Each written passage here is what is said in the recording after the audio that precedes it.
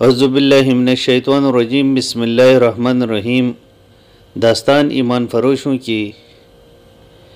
جب زکوئی سلطان صلاح الدین ایوبی کے خیمے میں پہنچی۔ قسط نمبر 6۔ نصف شب کے بعد سلطان صلاح الدین ایوبی اپنے خیمے میں داخل ہوا جو ناجی نے نصف کیا تھا۔ اندر اس نے قالین بچھا دی تھی۔ پلنگ پر چیتے کے کھال کے مانند پلنگ پوش تھا۔ فانوس جو رکھوایا تھا اس کی ہلکی نیلی روشنی سحر کی شفاف چاندنی کے مانند تھی اور اندر کی فضا عطر بیز تھی۔ خیمے کے اندر ریشمی پردے آویزاں تھی۔ ناجی سلطان صلاح الدین ایوبی کے ساتھ خیمے میں اندر گیا اور کہا اسے ذرا سی دیر کے لیے بھیج دوں، میں وعدہ خلافی سے بہت ڈرتا ہوں۔ بھیج دو، سلطان صلاح الدین ایوبی نے کہا، اور ناجی ہرن کی طرح چوکڑیاں برتا خیمے سے باہر گیا۔ تھوڑا ہی وقت گزرا تھا کہ سلطان صلاح الدین ایوبی کے محافظوں نے ایک رقاصہ کو اس کے خیمے کی طرف آتے دیکھا۔ خیمے کی ہر طرف مشعلیں روشن تھی۔ روشنی کا یہ انتظام علی بن سفیان نے کرایا تھا کہ رات کے وقت محافظ گرد و پیش میں اچھی طرح سے دیکھ سکیں۔ رقاصہ قریب آئی تو انہوں نے اسے پہچان لیا۔ انہوں نے اسے رقص میں دیکھا تھا۔ یہ وہی لڑکی تھی جو ٹوکری میں سے نکلی تھی۔ وہ زکوئی تھی۔ وہ رقص کے لباس میں تھی۔ یہ لباس توبہ شکن تھا۔ محافظوں کے کمانڈروں نے اسے روک لیا۔ زکوئی نے بتایا کہ اسے امیر مصر نے بلوایا ہے۔ کمانڈر نے اسے بتایا کہ یہ ان امیروں میں سے نہیں کہ یہ تم جیسے فاحشہ لڑکیوں کے ساتھ راتیں گزاریں۔ آپ ان سے پوچھ لیں، میں بن بلائے آنے کی جرات نہیں کر سکتی۔ ان کا بلاوا تم کو کس نے دیا؟ کمانڈر نے پوچھا۔ سپہ-سالار ناجی نے کہا کہ تمہیں امیر مصر بلا رہے ہیں۔ آپ کہتے ہو تو میں چلی جاتی ہوں۔ امیر نے جواب طلبی کی تو تم خود بخت لینا۔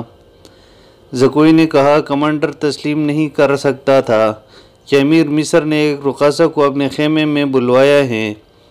وہ ایوبی کے کردار سے واقف تھا اور اس کے اس حکم سے بھی واقف تھا کہ ناچنے گانے والوں سے تعلق رکھنے والے کو 100 درے بھی مارے جائے گی۔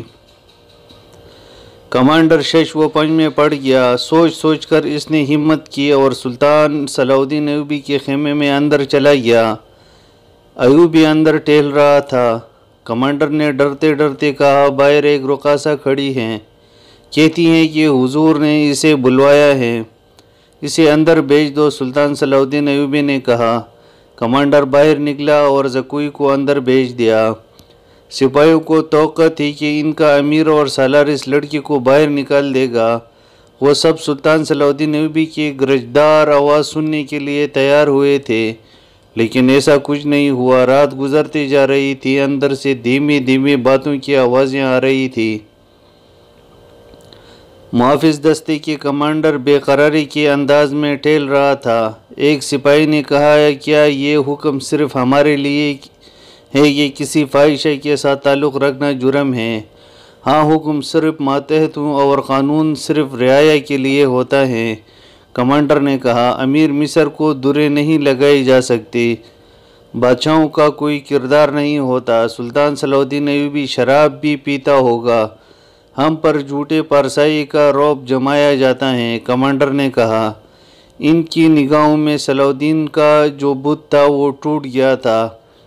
اس بت میں سے ایک عربی شہزادہ نکلا جو عیاش تھا، پارسائی کے پردے میں گناہ کا مرتکب ہو رہا تھا۔ ناجی بہت خوش تھا۔ سلطان صلاح الدین ایوبی کی خوشنودی کے لیے اس نے شراب سونگھی بھی نہیں تھی۔ وہ اپنے خیمے میں بیٹھا مسرت سے جھوم رہا تھا۔ اس کے سامنے اس کا نائب سالار اور روش بیٹھا ہوا تھا۔ اسے گئے بہت وقت ہو گیا ہے، معلوم ہوتا ہے ہمارا تیر سلطان صلاح الدین ایوبی کے دل میں اتر گیا۔ اور روش نے کہا، ہمارا تیر خطا کب گیا تھا؟ اگر خطا جاتا بھی تو اب تک ہمارے پاس آ جاتا۔ ناجی نے قیقیہ لگا کر کہا تم ٹھیک کہتے ہو، زکوئی انسان کے روپ میں ایک طلسم ہے۔ معلوم ہوتا ہے یہ لڑکی حشیشین کے ساتھ رہی ہیں، ورنہ سلطان صلاح الدین ایوبی جیسا بت کبھی نہیں توڑ سکتی۔ اوروش نے کہا میں نے اسے جو سبق دی تھی وہ حشیشین کے کبھی وہم و گمان میں بھی نہ آئی ہوگی۔ اب سلطان صلاح الدین ایوبی کے حلق سے شراب اتروانے باقی رہ گئی ہیں، ناجی نے کہا۔ ناجی کو باہر آہٹ سنائی دی۔ ناجی نے دور سے سلطان صلاح الدین ایوبی کے خیمے کی طرف دیکھا، پردے گری ہوئی تھی اور سپاہی کھڑے تھے۔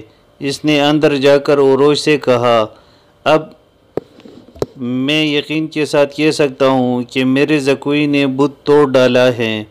رات کا آخری پہر تھا جب زکوئی سلطان صلاح الدین ایوبی کے خیمے سے باہر نکلی۔ ناجی کے خیمے میں جانے کے بجائے وہ دوسری طرف چلی گئی۔ راستے میں ایک آدمی کھڑا تھا جو سر سے پاؤں تک ایک ہی لبادے میں چھپا ہوا تھا۔ اس نے دھیمی سی آواز میں زکوئی کو پکارا۔ وہ اس آدمی کے پاس چلی گئی، وہ اس کو خیمے میں لے گیا۔ بہت دیر بعد وہ اس خیمے سے نکلی اور ناجی کے خیمے کا رخ کیا۔ ناجی اس وقت تک جاگ رہا تھا اور کئی بار سلطان صلاح الدین ایوبی کے خیمے کی طرف باہر نکل کر دیکھ چکا تھا کہ زکوئی نے سلطان صلاح الدین ایوبی کو پھانس لیا ہے اور اسے آسمان کی بلندیوں سے گھسیٹ کر ناجی کے پست ذہنیت میں لے آئے۔ اوروش رات بہت ہوئی ہیں، وہ ابھی تک واپس نہیں آئی۔ ناجی نے کہا وہ اب آئے گی بھی نہیں، ایسی ہیرے کو کوئی شہزادہ واپس نہیں کرتا، وہ اسے اپنے ساتھ لے جائے گا۔ تم نے اس پر بھی غور کیا ہے؟ اوروش نے کہا نہیں، میں نے اپنے چال کا یہ پہلو تو سوچا ہی نہیں تھا۔ ناجی نے کہا کیا یہ نہیں ہو سکتا کہ امیر مصر زکوئی کے ساتھ شادی کر لے؟ اس صورت میں لڑکی ہمارے کام کی نہیں رہے گی۔ اوروش نے کہا وہ ہے تو ہوشیار، مگر رقاصہ کا کیا بھروسہ؟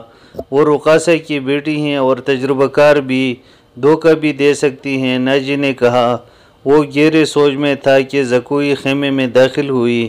اس نے ہنس کر کہا اپنے امیر مصر کا وزن کر لاؤ، اتنا سونا آپ نے میرا یہی انعام مقرر کیا تھا۔